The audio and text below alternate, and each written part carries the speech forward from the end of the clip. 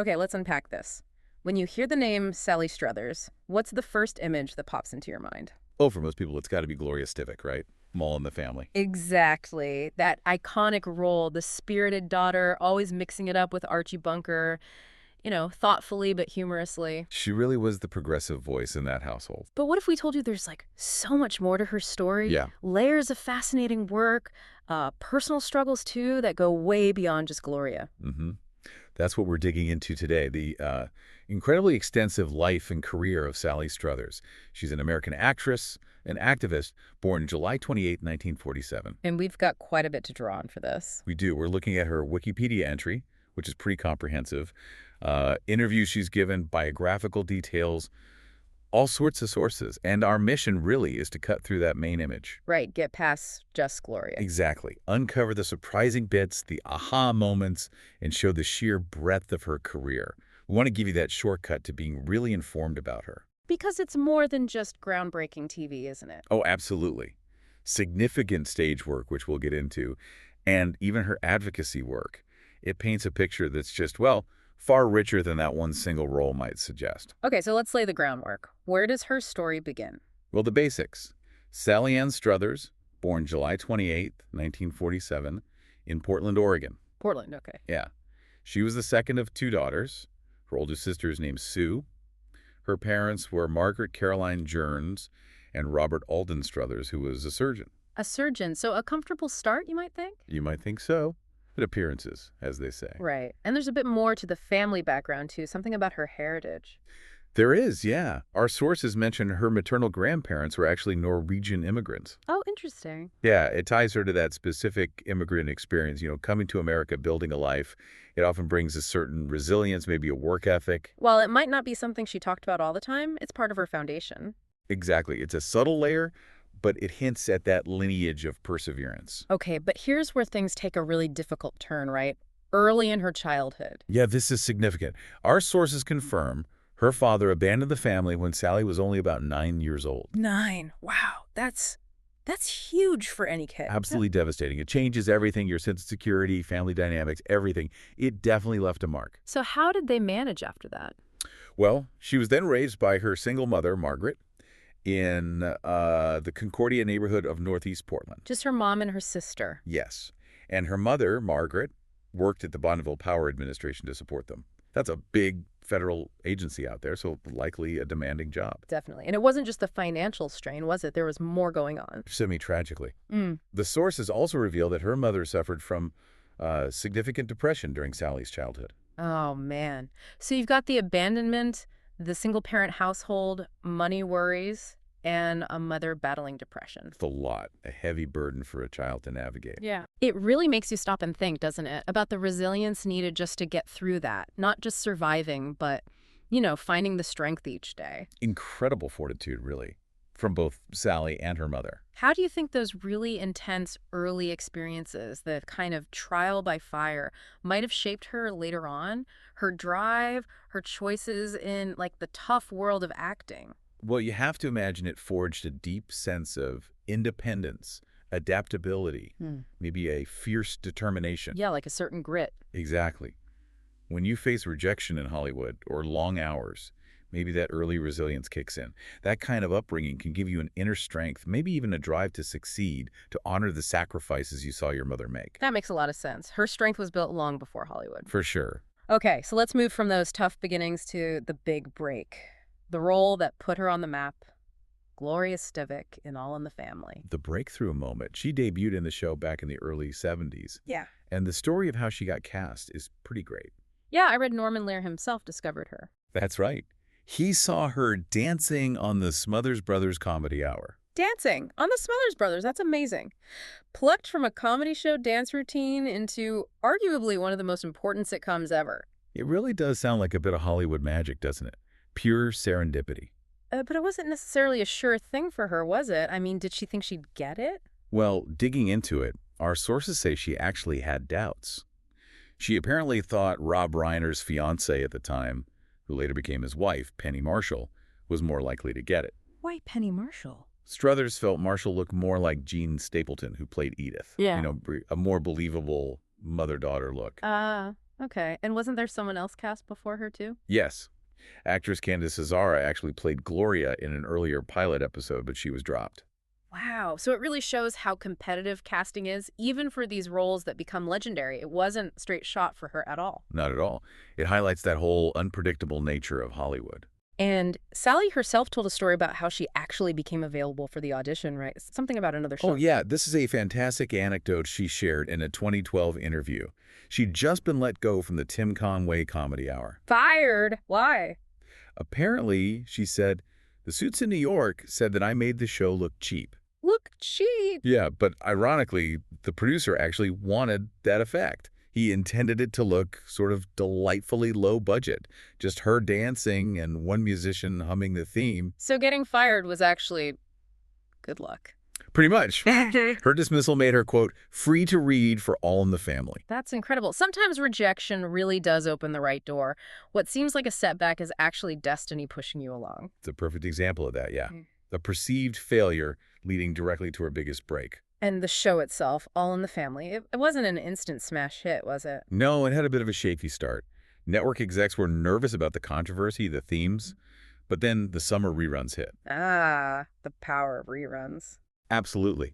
That's when tens of millions of viewers, as the sources say, really got to see Archie, Edith, Mike, and Gloria. It just exploded from there. It became a cultural phenomenon basically overnight. And Gloria herself was such a key part of that conversation. Totally. Struthers' character was known for, and I'm quoting here, defending her viewpoints about negative stereotypes and inequality. She was that relatable, progressive voice, especially for younger viewers, pushing back against Archie's views. Exactly. She wasn't just the daughter. She represented that shift in social attitudes happening at the time. Made the show feel really relevant. And she got recognized for it, right? Big time. Oh, yeah. Critically acclaimed. She won 2 Emmy Awards for Outstanding Supporting Actress in a Comedy Series for playing Gloria. 2 Emmys. When were those? The first was in 1972. And interestingly, she tied with Valerie Harper, Rhoda from The Mary Tyler Moore Show. Wow, a tie. That's cool. Yeah. And then she won again in 1979. So, major industry validation for her performance throughout the show's run. Okay, so massive success. Emmys. Cultural icon status. Sounds perfect, right? But here's where the story gets, well, more complicated. Mm-hmm. This is where we see that difference between public perception and private reality. Despite all the success and her generally positive public comments about the show, She wasn't entirely happy. sources say she was personally discontent with how static her character was portrayed. She felt Gloria wasn't evolving enough as a character. That's surprising given how beloved Gloria was. She wanted more depth. Seems so. It points to that tension an artist can feel, even in a hit show, wanting creative growth. And recent information suggests this discontent was actually quite deep. It does. This is fascinating. Struthers herself has said she only regarded the time between the 6th and 8th seasons as the best period for her playing Gloria, implying the earlier years, maybe the later ones, felt stagnant. Just those 2 seasons out of the whole run. Apparently, and get this only came out in January 2025, revealed by Trip Wetzel, who wrote a book on Norman Lear. She actually made an unsuccessful attempt to sue to get out of her contract with the show after the 5th season. Sue. She tried to sue Norman Lear's company. Yep, and spent $40,000 in legal fees trying to do it. $40,000 back in the mid-'70s. That's a huge amount of money. It really is. It shows you just how deeply unhappy or creatively frustrated she must have been. It wasn't just a minor complaint. She was willing to spend serious money and risk a major fallout. Wow.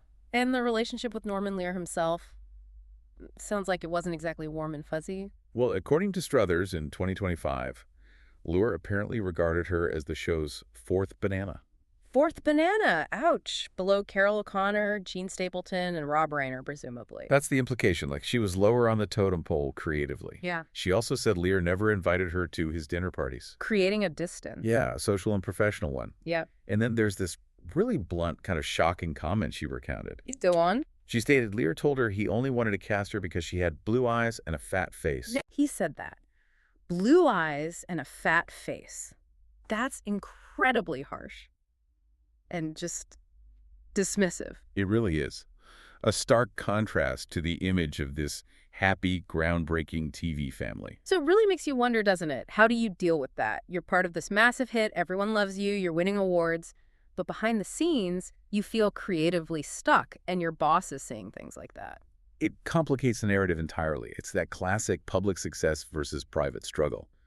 How do you reconcile those two things? It's a powerful reminder of the hidden costs that can come with fame. Yeah, the emotional toll. It makes you think about what other performers might go through that we never see. Absolutely. It's about wanting artistic respect even when you have everything else externally. Okay, so All in the Family was huge, complex, but definitely not the end of her story, not by a long shot. Her career kept going in really interesting directions. Totally. She really showed her versatility, moving beyond the Bunker household pretty quickly. She did some pioneering stuff, especially in TV movies. Right, like that film Intimate Strangers in 1977. That was a very different role for her. Hugely different. She played Janice Halston, a housewife being physically abused by her husband, played by Dennis Weaver. A really dramatic, intense part. And that movie was pretty significant for its time, wasn't it? Extremely. Our sources highlight it was one of the first network features to focus on domestic violence. Wow. In the 70s, that was definitely not something you saw on TV often, if ever. Exactly. It was brave for her to take it on, showed her range, and proved she could handle serious, socially relevant material. It wasn't just comedy. It really helped bring that difficult subject into the open. Did she ever play Gloria again after All in the Family ended its main run? She did, briefly. She popped up in Archie Bunker's place for about 5 episodes. Okay, a little continuation. And then she got her own spin-off called Gloria. It ran from 1982 to 1983, but it was pretty short-lived. What was the premise there? Gloria was a new divorcee, single mom, working as an assistant to a veterinarian, played by Burgess Meredith. Burgess Meredith, wow. But it didn't quite catch on like the original. No, it didn't have the same magic, unfortunately. A different dynamic. But then she moved into a whole other arena that became huge for her. Voice acting. Oh, absolutely. She became a true legend in voice acting, lent her voice to so many animated series. It showed incredible range and reached whole new generations. Yeah, her voice is really distinctive. You hear it and you know it's her. Definitely. And she started early. She was the voice of teenage Pebbles Flintstone on the Pebbles and Bam Bam show way back in 71, 72. Pebbles Flintstone. Okay, that's iconic. And she reprised it later in Fred Flintstone and Friends. Then, maybe even more famously for a certain generation, she was Rebecca Cunningham on Disney's Tailspin in the early 90s. Tailspin, Blues Boss, yes. That's the one, including the TV movie Plunder and Lightning. And another huge one from that era, Charlene Sinclair on ABC's Dinosaurs. Not the mama. Well, she wasn't the baby, but Charlene. Yes, the teenage daughter dinosaur. That show is something else. Produced by Disney and Henson Productions. Groundbreaking puppetry. And her voice work just kept going. The list is pretty long, isn't it? It's immense. The Charmkins, Yo-Yogi, Tom and Jerry Kids, Tiny Toon Adventures, Cow and Chicken, The Wild Thornberries. Wow. As Told by Ginger, American Dad, Summer Camp Island. I mean, it goes on and on. Wild West COW Boys of Moo Mesa. Okay, you're just pulling these out now. It's incredible. There's even a little note that she was initially cast as Granny in Hoodwinked, but Glenn Close ended up overdubbing her lines. Really? Huh. But still, that list, it shows her voice was constantly in demand. Constantly, across decades. You know, if you step back and look at it, that voice acting career alone is just massive. It's proof of her versatility, her longevity. It kept her relevant, reaching kids and families in totally different ways. Exactly. It wasn't just a side thing. It was a whole other major career path. And maybe it offered a different kind of creative freedom than live action sometimes did. That's a good point. No worries about being typecast by your appearance, just the voice. Right. Pure performance through vocal nuance. Yeah. And it clearly provided consistent work throughout the years. Okay, so beyond animation, she kept busy with live-action TV and film, too, post-Gloria. Definitely. She didn't just disappear to voice booths. She starred as Florence Ungar in the female stage version of The Odd Couple in the mid-'80s. Florence Ungar. She played opposite. Who was Olive? Initially, it was Rita Moreno, but Struthers actually described that experience as unpleasant until Moreno left. Oh, what was the issue? Struthers apparently found Moreno mean-spirited. Brenda Vaccaro took over, and things improved. It's just another reminder that backstage dynamics can be tricky. Yeah, personal chemistry matters. What else stands out in live action? Well, she was fun on game shows. A semi-regular on the Match Game Revival in 1990, guested on Win, Lose, or Draw, even hosted it for a week. Shows her quick wit. And later sitcoms. People might remember her as Bill Miller's manipulative mom, Louise, on Still Standing in the early 2000s. Yes. And of course, for a whole generation, Babette. Babette from Gilmore Girls. A truly memorable, quirky character. She was on from 2000 to 2007 and even came back for the revival, A Year in the Life, in 2016. Fans loved Babette, her voice, and her relationship with Moray, just perfect. And her guest roles spanned decades, too. Love, American Style, Ironside, Murder, She Wrote, Sabrina the Teenage Witch. Tons of stuff. Plus, many TV movies over the years. And films. Anything major there besides the early ones like Five Easy Pieces and The Getaway? She had roles in films like Reeseville, Badass, Waiting in the Wings, the musical, a really eclectic mix. And incredibly, she's still working now, isn't she, on a current show? Yes, this is amazing. In 2024, she started playing Virginia Foldau in the Netflix series, A Man on the Inside, starring Ted Danson. Ted Danson, and she's in multiple episodes. Sources say 8 episodes, a significant role. It just shows her incredible staying power, adapting to streaming platforms, still in demand after 50-plus years. That kind of longevity is honestly rare and really impressive. It really is. But wait, there's more. We haven't even really touched on her stage career properly yet. Right, because besides that Odd Couple run, she's done a lot of theater. A ton of theater. Okay. Spanning decades. It's a whole other major pillar of her career, showing a real dedication to live performance. What are some highlights? Broadway? Yep. Broadway includes Wally's Cafe in 81, The Odd Couple in 85-86, and she played Miss Lynch in Grease for a long run, from 94 to 98. Miss Lynch. Wow. And national tours, those are demanding. Hugely demanding. She toured as Miss Hannigan in the 20th anniversary tour of Annie. Oh, she'd be a great Miss Hannigan. Right. Day. Then she was Mother Superior in the 25th anniversary tour of Nonsense in 2008. And get this, she played Dolly Levi in the 50th anniversary tour of Hello, Dolly in 2013-14. Dolly Levi, that's one of the biggest roles in musical theater. That takes serious chops. Absolutely. And she's also been a mainstay in regional theater, particularly at the Ogunquit Playhouse in Maine, since the early 2000s. The one quit, yeah, that's a very well-respected theater. And just recently, in 2022, she was playing Frau Blucher in Young Frankenstein out in California. Frau Blucher, that's fantastic. Exactly.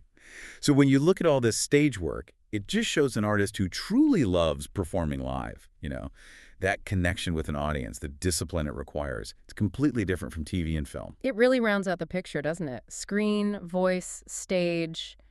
She's done it all, and at a high level. A truly comprehensive performer. Okay, switching gears a bit now.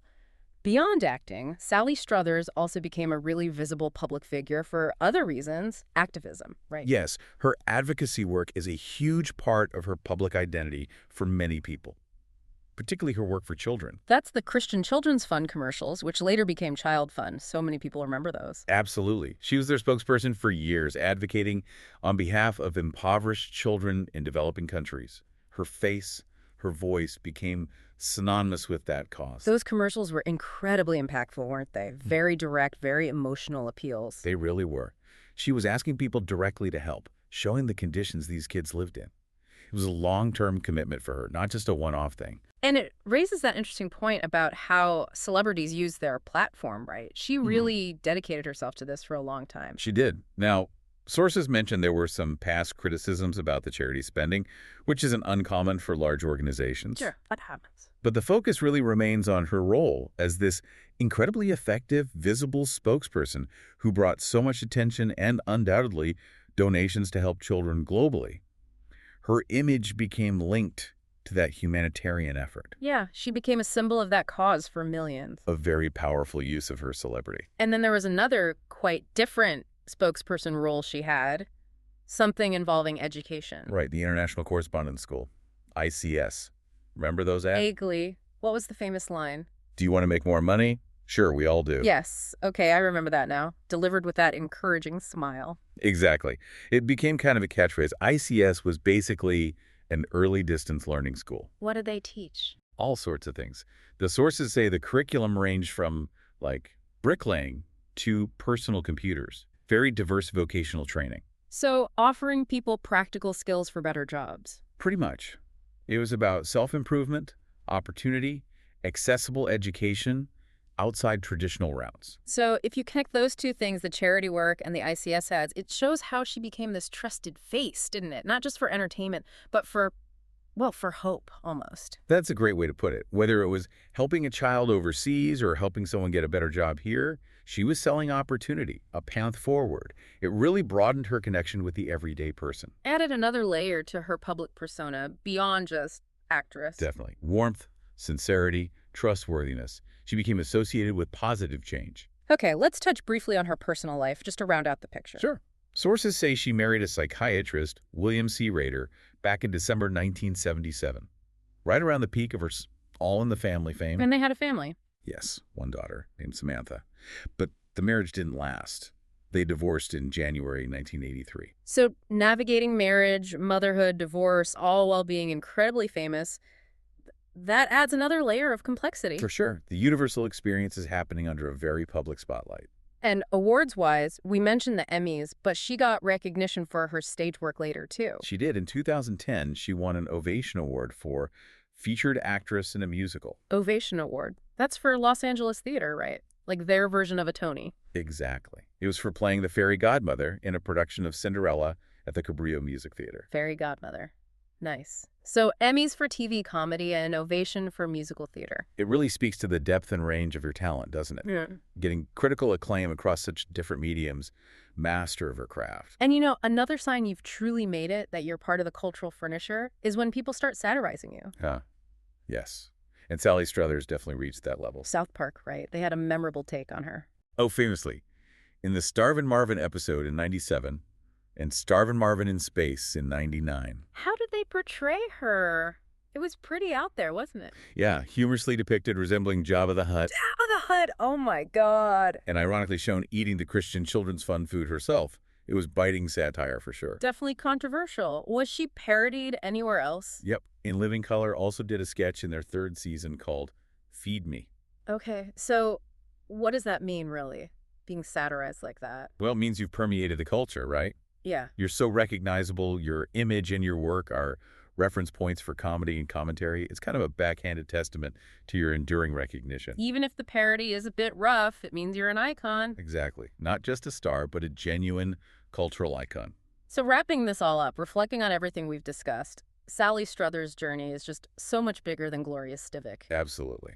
From that tough childhood in Portland, building resilience, to TV superstardom, then that incredible voice acting career, the dedicated stage work, the advocacy. It's a story of amazing versatility, resilience, and just a relentless drive to perform and connect. And what stands out is that adaptability, right? Facing challenges like feeling stuck in All in the Family or dealing with difficult co-stars. But continuously reinventing herself, moving across genres, across platforms, sitcoms, animation, stage, activism. It's a narrative of constant evolution.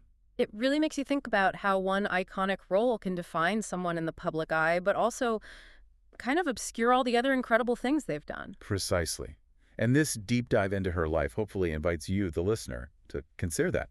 How often do we really see the full picture of public figures? What layers are we missing beyond the headlines or the most famous character? Right. Maybe check out her filmography, dig into that voice work, find some clips of her on stage. There's so much more to Sally Struthers than you might initially think. A truly remarkable and enduring career, full of surprises.